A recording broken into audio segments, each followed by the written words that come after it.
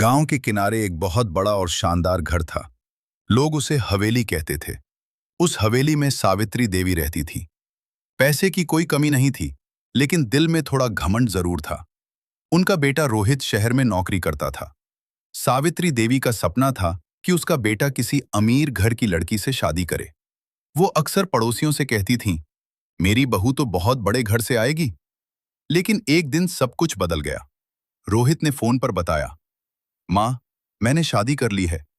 सावित्री देवी का चेहरा गुस्से से लाल हो गया। क्या? बिना पूछे? कौन है वो लड़की? रोहित थोड़ा डरते हुए बोला, माँ, वो बहुत अच्छी है। नाम है पूजा। सावित्री देवी ने गुस्से में फोन काट दिया। कुछ दिनों बाद रोहित अपनी पत्नी पूजा को लेकर घर आया। पूजा साधारण कपड़ों में, सिर पर पल्लू लिए खड़ी थी। उसकी आंखों में डर भी था और सम्मान भी। जैसे ही उसने सावित्री देवी के पैर छुए, सावित्री देवी ने पैर पीछे खींच लिए। ये हमारे घर की बहू बनने लायक नहीं है। पूजा का दिल टूट गया, लेकिन उसने कुछ नहीं कहा। उस रात पूजा चुपचाप रोती रही, लेकिन सुबह होते ही उसने खुद को संभाल लिया। वो सुबह 5 बजे उठी, रसोई में गई और पूरे घर के लिए नाश्ता बनाने लगी।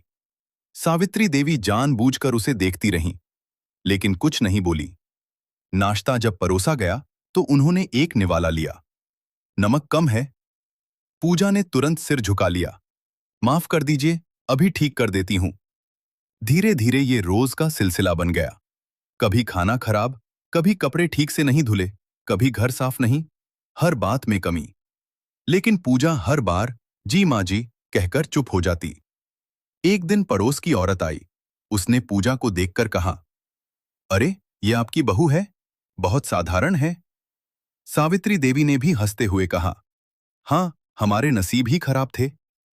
ये बात पूजा ने सुन ली। उसकी आंखों में आंसू आ गए, लेकिन उसने उन्हें पोंछ लिया। वो सोचने लगी, शायद मैं कभी इनका दिल नहीं जीत पाऊंगी। लेकिन फिर उसने खुद को समझाया, नहीं, मुझे कोशिश करनी होगी। अब पूजा और ज्यादा मेहनत करने लगी। वो घर का हर काम परफेक्ट करने लगी। सावित्री देवी की पसंद नापसंद याद रखने लगी। एक दिन सावित्री देवी की तबीयत अचानक बिगड़ गई। उन्हें तेज बुखार आ गया। घर में कोई नहीं था। रोहित भी शहर गया हुआ था। पूजा घबरा गई, लेकिन उसने हिम्मत नहीं हारी। वो तुरंत डॉक्टर को लेकर आई। दवा दी, पानी दिया और उनके पास बैठ गई। रात हो गई, लेकिन पूजा सोई नहीं। वो पूरी रात उनके सिर पर ठंडी पट्टी रखती रही। हर थोड़ी देर में दवा देती, पानी पिलाती। उसकी आंखें लाल हो चुकी थीं, लेकिन वो रुकी नहीं। सुबह हुई। सावित्री देवी ने धीरे धीरे आंखें खोली। उन्होंने देखा, पूजा उनके पास ही बैठी थी और उसकी आंखों में नींद नहीं थी। पहली बार उनके दिल में कुछ बदला। उन्होंने धीमी आवाज में पूछा, तुम सोई नहीं? पूजा ने हल्की मुस्कान के साथ कहा, आप ठीक हो जाएं, बस यही जरूरी है। उस दिन के बाद कुछ बदलने लगा। अब सावित्री देवी पूजा को ध्यान से देखने लगी। एक दिन उन्होंने देखा, पूजा खुद भूखी रहकर उन्हें खाना खिला रही थी। दूसरे दिन देखा, पूजा उनके पुराने कपड़े ठीक कर रही थी। तीसरे दिन देखा, पूजा मंदिर में उनके लिए दुआ कर रही थी। अब सावित्री देवी को अपने व्यवहार पर पछतावा होने लगा। एक रात वो सो नहीं पाईं। उन्हें पूजा की हर बात याद आने लगी। सुबह होते ही उन्होंने पूजा को बुलाया। पूजा डरते हुए आई। जी माँ जी। सावित्री देवी की आंखों में आंसू थे। उन्होंने कहा, मुझे माफ कर दो। पूजा चौंक गई। माँ जी, आप ऐसा क्यों कह रही हैं? सावित्री देवी रोते हुए बोली, मैंने तुम्हें कभी समझा ही नहीं। मैंने सिर्फ तुम्हारी गरीबी देखी, लेकिन तुम्हारा दिल नहीं देखा। पूजा की आंखें भी भर आईं। उसने तुरंत उनके पैर छुए। माँ जी, आप ऐसा मत कहिए।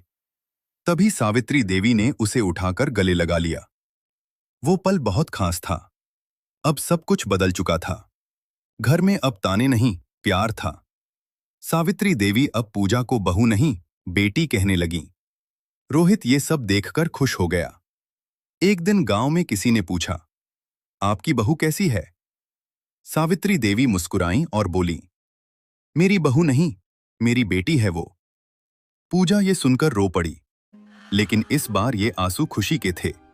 और उस दिन से उस हवेली में असली अमीरी पैसे से नहीं, बल्कि रिश्तों के प्यार से दिखने लगी। अगर आपको कहानी अच्छी लगी तो लाइक सब्सक्राइब जरूर करें और कमेंट करके बताइए कि कहानी कैसी है। धन्यवाद।